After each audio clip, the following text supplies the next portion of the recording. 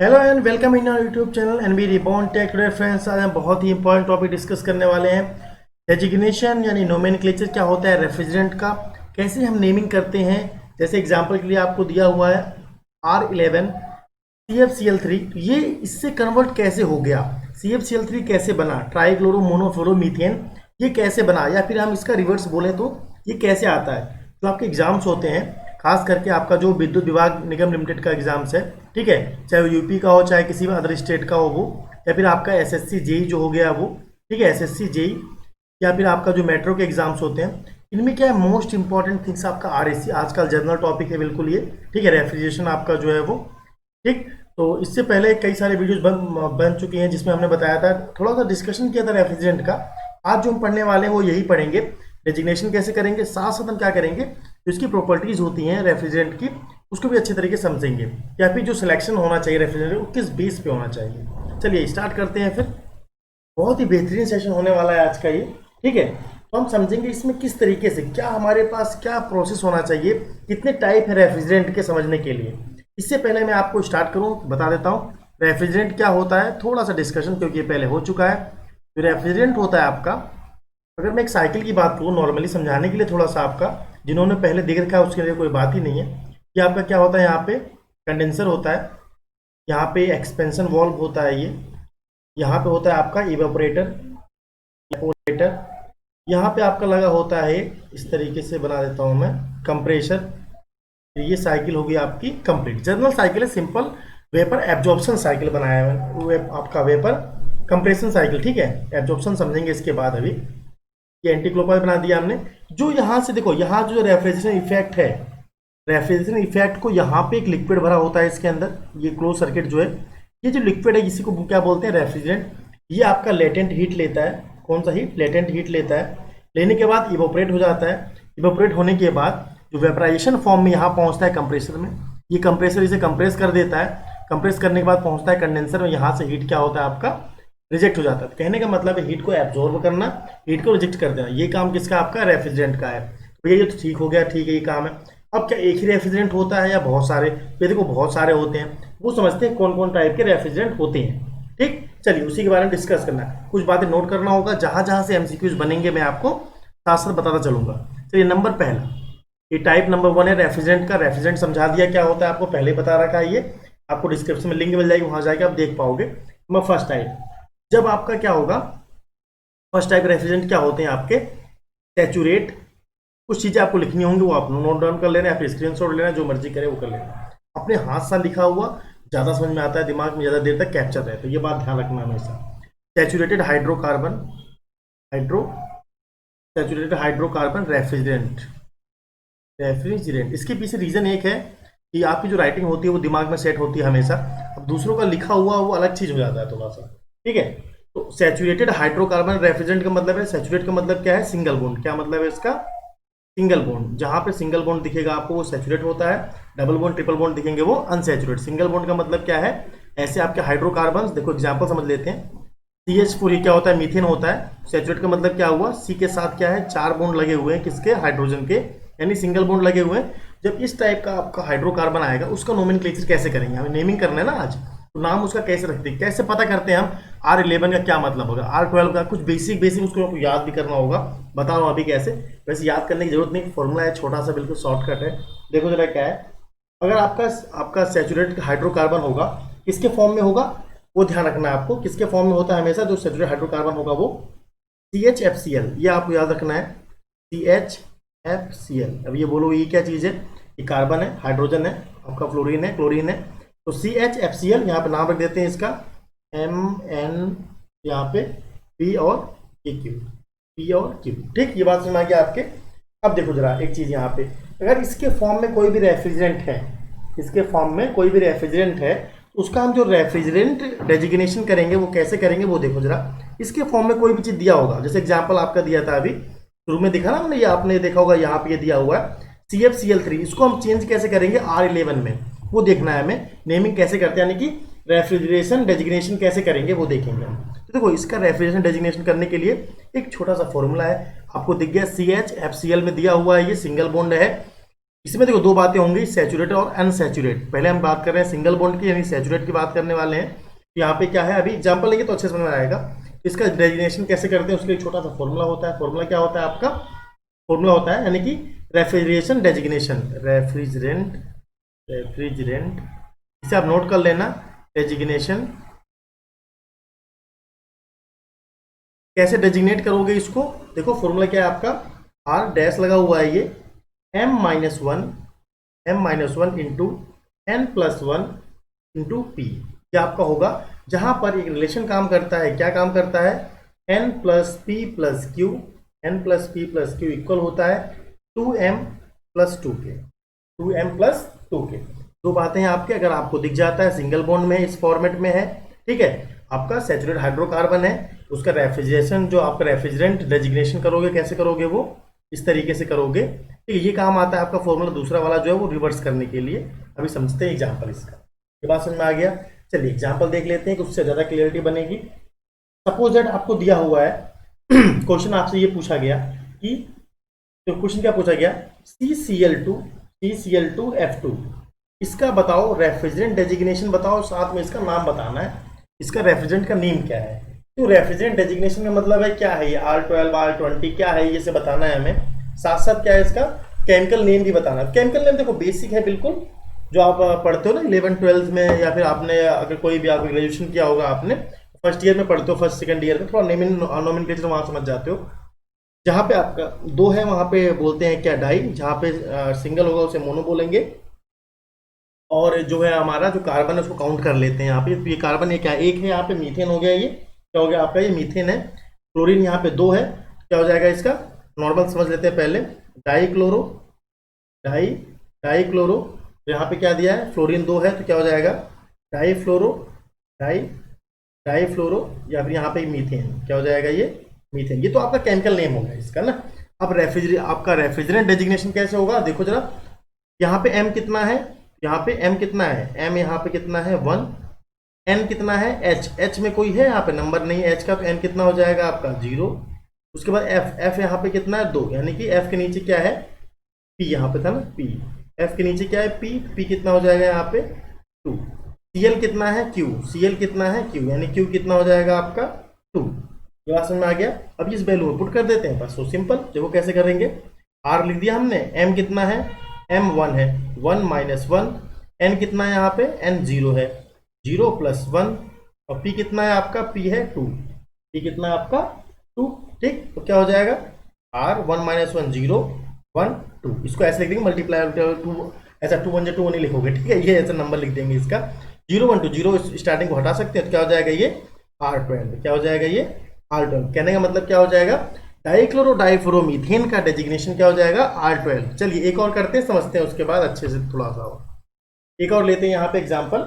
चलो अब देखो थोड़ा सा रिवर्स कर लेते हैं इसका, थोड़ा सा क्या कर देते हैं, या फिर एक और कर लेते हैं उसके बाद इसका रिवर्स करते हैं। चलिए एक और करेंगे अभी एग्जाम्पल, जैसे आपको दिया हुआ है यहाँ पे CHF2Cl, तो पहले इसका क्या है, सेकंड नंबर हम कर रहे हैं इसका CH, अभी रिवर्स भी करके देखेंगे।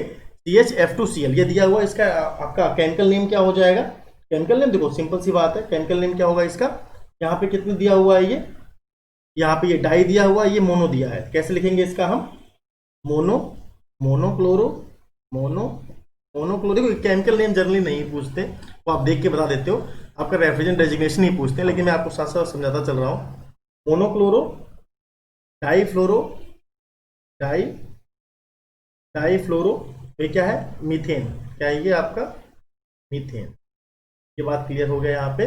अब इसका क्या करोगे आप, रेफ्रिजरेंट डेजिग्नेशन कैसे करोगे, मैंने क्या बोला आपका, ये किस फॉर्मेट में दिख रहा है आपको, CHFCl, बिल्कुल आपने बोला हाँ ये तो है, CHFCl में दिख रहा है, बिल्कुल दिख रहा है। और यहाँ पे क्या रखा था, m, ये था n, ये आपका p, और ये q।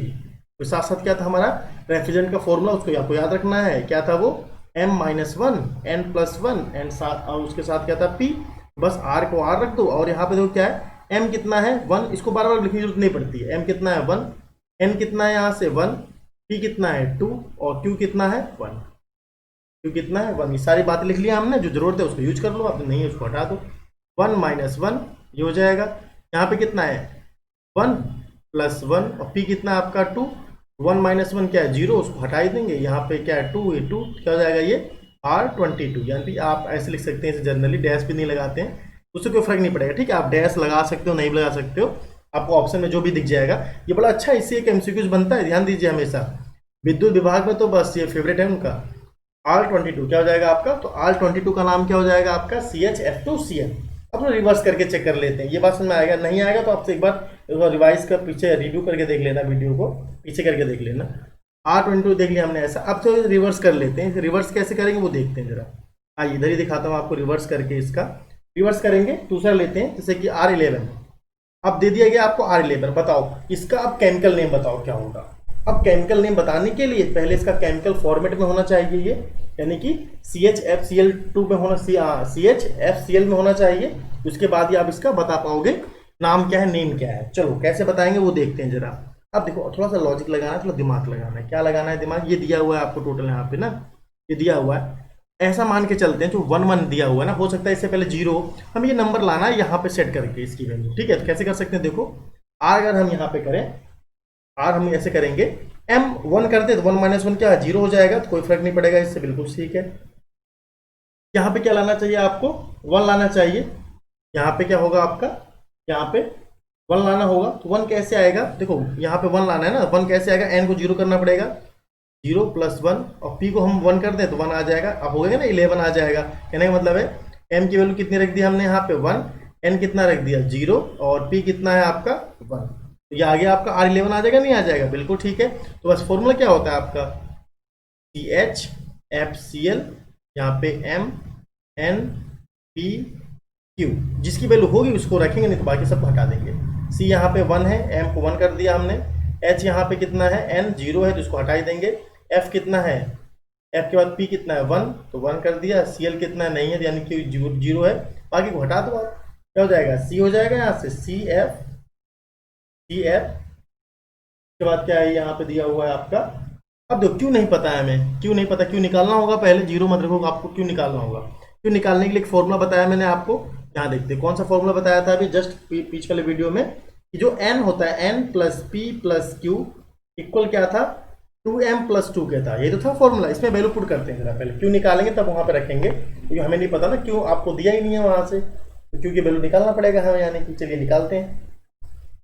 चलो क्या हो जाएगा, क्यों n कितना है 0 है, p कितना है, यहाँ से p देखो p1 है, क्यों हमें नहीं पता, क्यों निकालना होगा। यहाँ पे m कितना है 1 है, और ये कितना है आपका 2 का 2 रहेगा, 2 2 4 4 1 - q, ये आ गया आपका 3, कितना आ गया q 3 आ गया।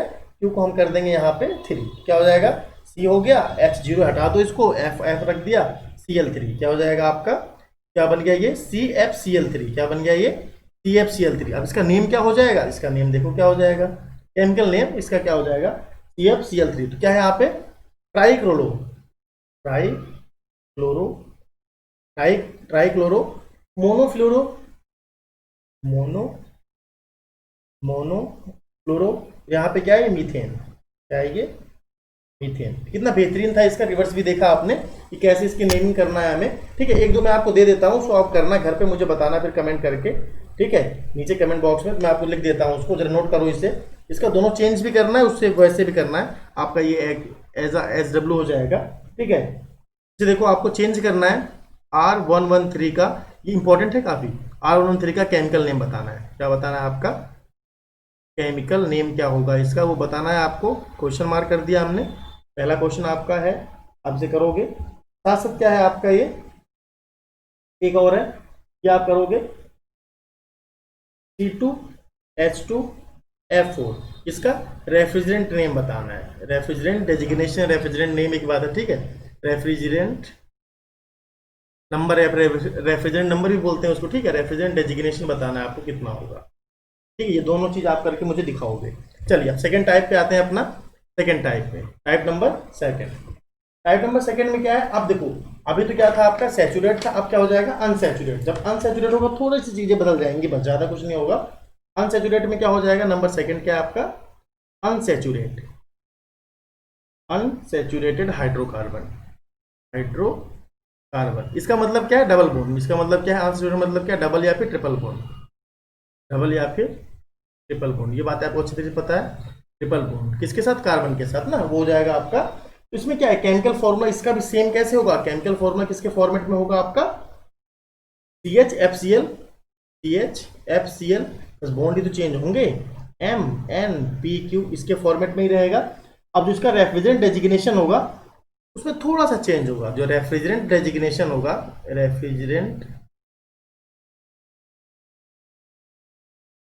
रेफरेंस डेजिग्नेट करोगे, क्या करोगे, वो थोड़ा सा चेंज कर दोगे। क्या चेंज कर दोगे, वहां पे, यहाँ पे 1 लग जाता है, क्या लग जाएगा, वहां 1 नहीं था, यहाँ पे 1 लग जाएगा, बस और कुछ नहीं होगा। बाकी सारी चीजें क्या होंगी, वो सेम होंगी, N+1 × P। ठीक, ये बात समझ में आ गया आपके। और यहाँ पे बाकी जो चीज था वहां पे 2 हट जाता है, यहाँ से क्या हो जाएगा, दूसरा फॉर्मूला था आपका, एक ये हो गया आपका।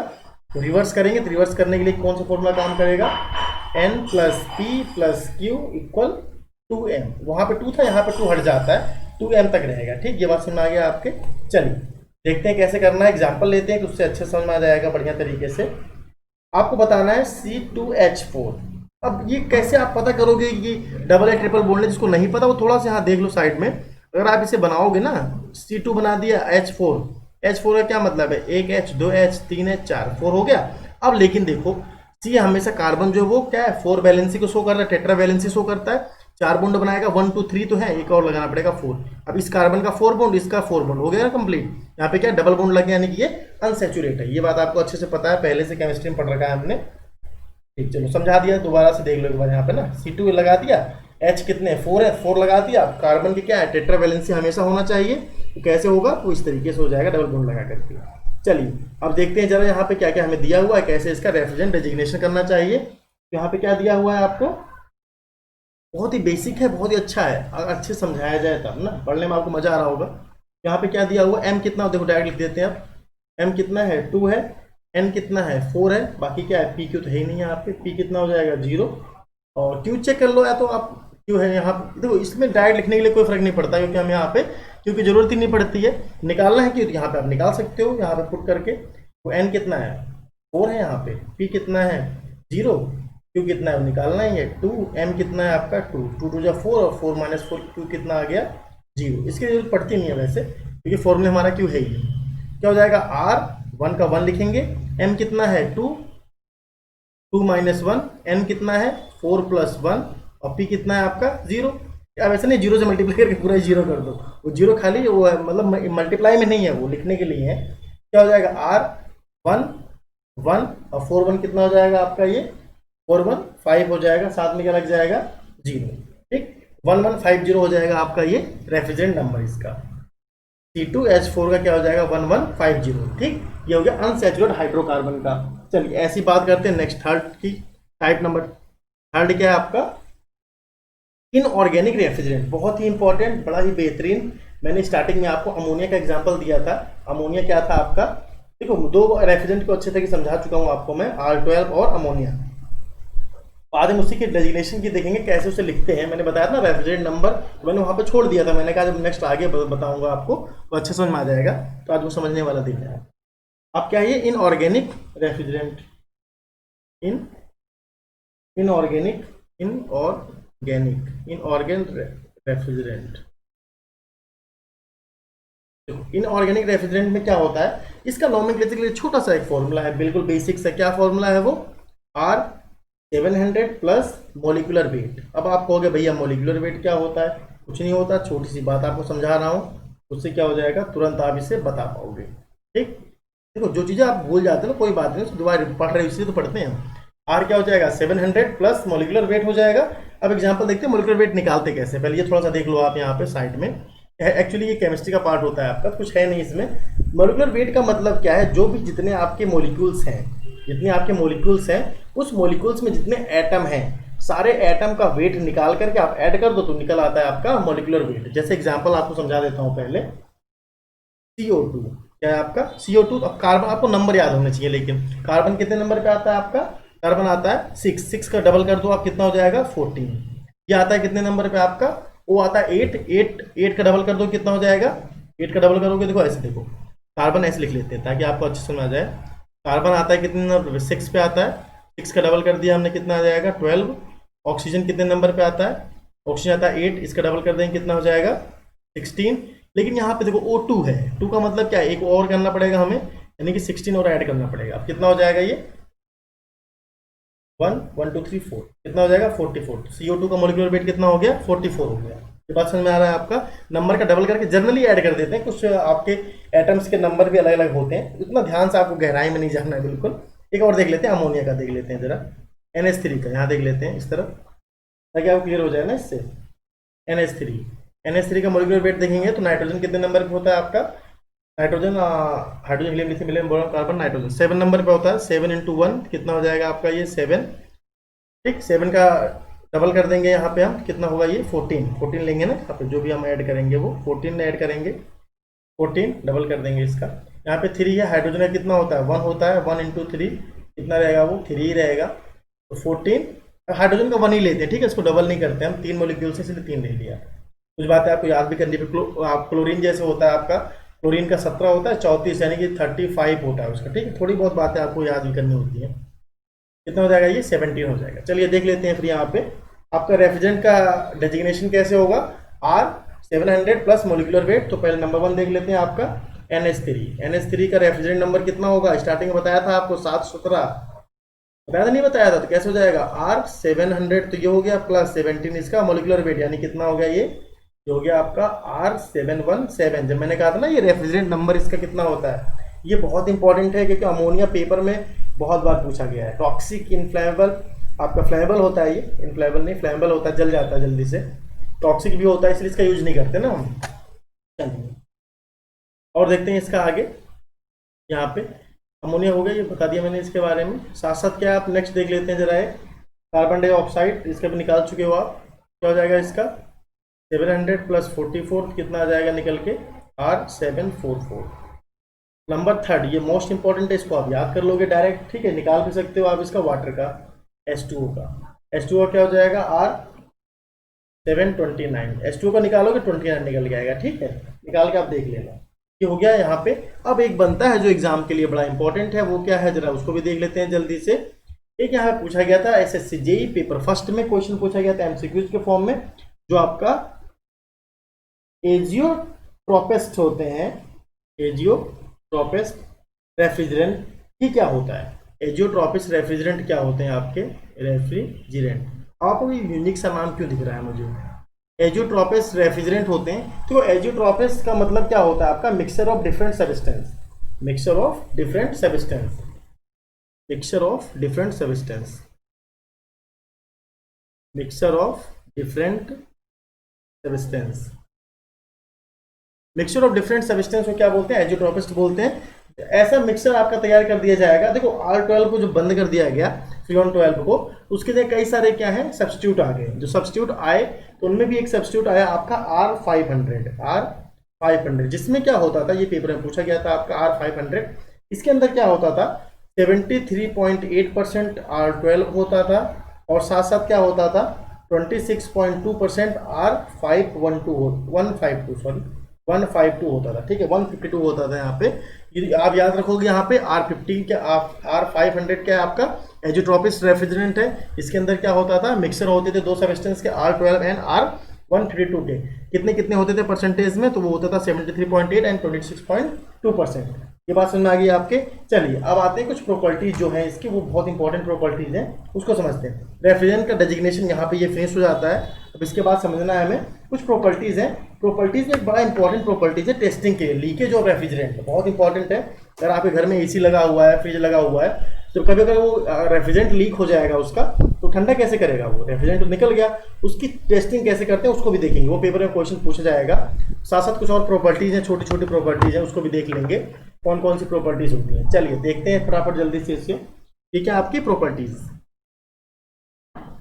कौन कौन सी प्रॉपर्टीज है जो इंपॉर्टेंट है वही डिस्कस करूंगा, ठीक है, ज्यादा फालतू के बहुत सारी प्रॉपर्टीज होती हैं। सबसे पहला क्या है आपका क्रिटिकल टेम्परेचर। अब देखो क्रिटिकल टेम्परेचर जो रेफ्रिजरेंट का होना चाहिए वो क्या कम होना चाहिए, ज्यादा होना चाहिए, क्या होना चाहिए वो देखेंगे जरा। तो क्रिटिकल टेम्परेचर रेफ्रिजरेंट का क्या होना चाहिए, हाई होना चाहिए। क्या होना चाहिए, हाई, ताकि वो जल्दी से वेपराइज ना हो जाए ना, उड़ ना जाए, पूरा ही गायब ना हो जाए। हाई होना चाहिए क्रिटिकल टेम्परेचर रेफ्रिजरेंट क्या है आपका, हाई होना चाहिए। क्योंकि क्या क्या होता है ना, कुछ आपके जो रेफ्रिजरेंट हैं जैसे CO2 हो गया आपका, इथाइलिन हो गया, ये सुटेबल नहीं है ट्रॉपिकल क्लाइमेट पे। इसलिए क्या होना चाहिए आपका रेफ्रिजरेंट का जो क्रिटिकल टेम्परेचर कैसा होना चाहिए, वो हाई होना चाहिए। बहुत इंपॉर्टेंट है आपका ये, ठीक। रेफ्रिजरेंट का आपका क्रिटिकल टेम्परेचर क्या होना चाहिए, हाई होना चाहिए। साथ ही यहाँ पे नोट करोगे आप अमोनिया का क्रिटिकल टेम्परेचर कितना होता है, ये पेपर में पूछ सकते हैं, पूछा गया नहीं है लेकिन पूछ सकते हैं। 132.4 होता है, ठीक। और R12 का कितना होता है, इसका होता है आपका 111.5, ठीक। ये बात समझ आ गया आपके। चलिए आगे बढ़ते हैं जरा सेकंड प्रॉपर्टी की तरफ। सेकंड प्रॉपर्टी क्या है आपकी, कंडक्टिविटी। तो कंडक्टिविटी कैसी होनी चाहिए, देखो थर्मल कंडक्टिविटी की बात करें अगर हम, कंडक्टिविटी तो थर्मल कंडक्टिविटी हमेशा क्या है इसका, हाई ज़्यादा होना चाहिए। थर्मल कंडक्टिविटी कैसा है इसका, हाई होना चाहिए। हाई क्यों होना चाहिए, आपने कोई ऑब्जेक्ट रखा अपने फ्रिज के अंदर, जितनी जल्दी इसका हीट निकल जाएगा, हीट निकालेगा कौन, रेफ्रिजरेंट ही तो निकालेगा इसका हीट। जितनी जल्दी रेफ्रिजरेंट में हीट ट्रांसफर हो जाएगी उतना ज़्यादा अच्छा आपका एफिशिएंट होगा, फ्रिज आपका वर्क कर रहा है बढ़िया तरीके से। तो कंडक्टिविटी इसकी थर्मल कंडक्टिविटी कैसी होनी चाहिए, वो हाई होना चाहिए, ताकि क्या कर सके वो इजिली आपके हीट ट्रांसफर को कर सके, ठीक है। नंबर थर्ड प्रॉपर्टी देखेंगे प्रेशर रेशियो। ये बहुत इंपॉर्टेंट है आपका प्रेशर रेशियो, जितना बताता चलता हूँ ना वो इंपॉर्टेंट पेपर में आए हुए होते हैं। प्रेशर रेशियो, प्रेशर रेशियो क्या होना चाहिए, हाई होना चाहिए, लो होना चाहिए, देखते हैं। प्रेशर रेशियो क्या है, स्मॉलर होना चाहिए। क्या होना चाहिए आपका, स्मॉलर होना चाहिए। अगर हायर प्रेशर रेशियो होगा आपका तो उससे क्या होगा, वॉल्यूमेट्रिक एफिशिएंसी कम हो जाएगी। वॉल्यूमेट्रिक एफिशिएंसी कम हो जाएगी तो वर्क इनपुट बढ़ जाएगा, ओवरऑल आपके कोएफिशिएंट ऑफ परफॉर्मेंस क्या होगा, डिक्रीज हो जाएगा। इसलिए प्रेशर रेशियो कैसा होना चाहिए, स्मॉलर होना चाहिए। प्रेशर रेशियो कैसा होना चाहिए, स्मॉलर होना चाहिए, ठीक। ये बात समझ में आया क्यों होना चाहिए। चलिए अब बात करेंगे नंबर फोर्थ प्रॉपर्टी आपका फ्रीजिंग पॉइंट। फ्रीजिंग पॉइंट है वो कैसा होना चाहिए, फ्रीजिंग पॉइंट। फ्रीजिंग पॉइंट कैसा होना चाहिए, जो रेफ्रिजरेंट का है ना आपका फ्रीजिंग पॉइंट वो कम होना चाहिए। कैसा होना चाहिए, लो होना चाहिए, कम होना चाहिए, ताकि फ्रीजरेंट आपका जो रेफ्रिजरेंट है वो जितना कम होगा उतना ज़्यादा अच्छा रहेगा, बढ़िया रहेगा सिस्टम के लिए। फ्रीजिंग पॉइंट कैसा होगा आपका, कम होना चाहिए।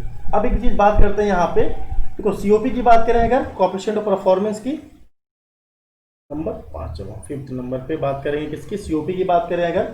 सीओपी जो होना चाहिए आपका क्या होना चाहिए, वो देखो जितना भी लार्ज, ज़्यादा से ज़्यादा सिस्टम के लिए क्या है, लार्ज होना चाहिए, लार्जर होना चाहिए, लार्जर सीओपी होना चाहिए आपका रेफ्रिजरेंट का, ताकि क्या करें सिस्टम में भी अच्छी तरीके से वो सीओपी को इंक्रीज कर दे, ठीक। ये बात सुन आ गया आपके। अब बात करते हैं बॉइलिंग पॉइंट की। कितने पॉइंट हो गए थे इधर, 5। ये 6 नंबर क्या आपका बॉइलिंग पॉइंट।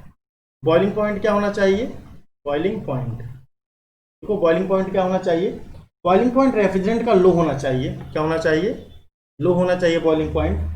लो होगा तभी तो क्या होगा आपका मोस्ट हीट क्या है, इसे वेपर में क्या कन्वर्ट कर पाएगा जल्दी जल्दी तरीके से। और नंबर 7 की बात करें, टॉक्सिटी। टॉक्सिटी क्या होता है आपका, जहरीलापन कितना है वो।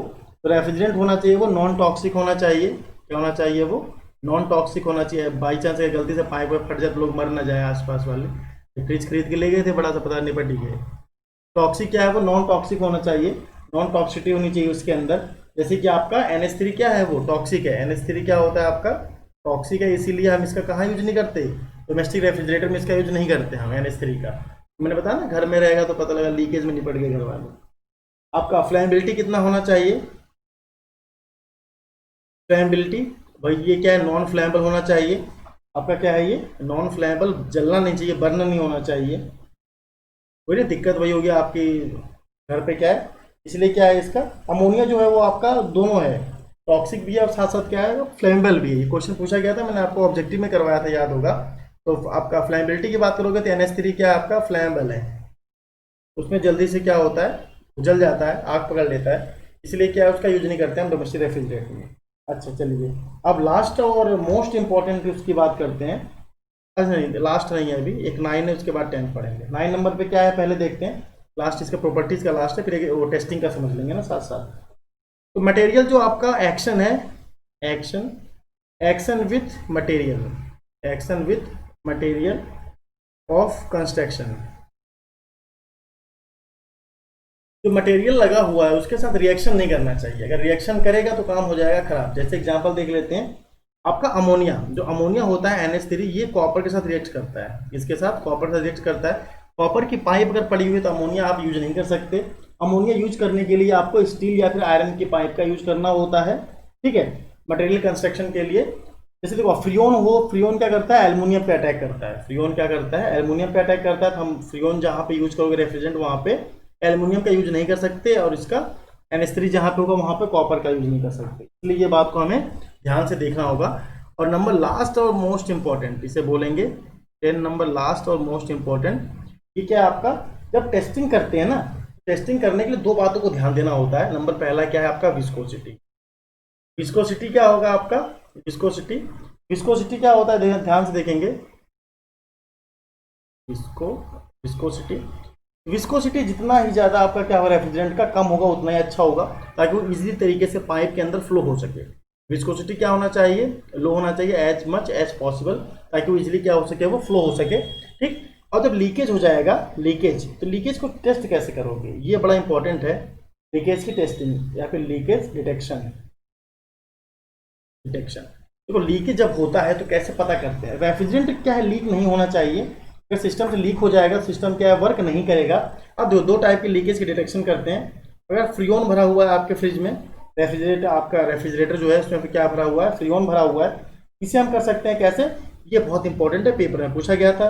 ये इससे करते हैं हम हेलाइट टेस्ट से, halide torch method, torch method, halide torch method से इसका टेस्ट करते हैं हम। इसमें क्या करते हैं, एक लाइट का कलर यूज करते हैं। कलर का लाइट क्या है, चेंज हो जाता है, कैसे, ब्लू से, कैसे होता है, ब्लू से ब्लूइश ग्रीन बन जाता है, ब्लूइश ग्रीन में चेंज हो जाता है लाइट का कलर जो है फ्रियोन का।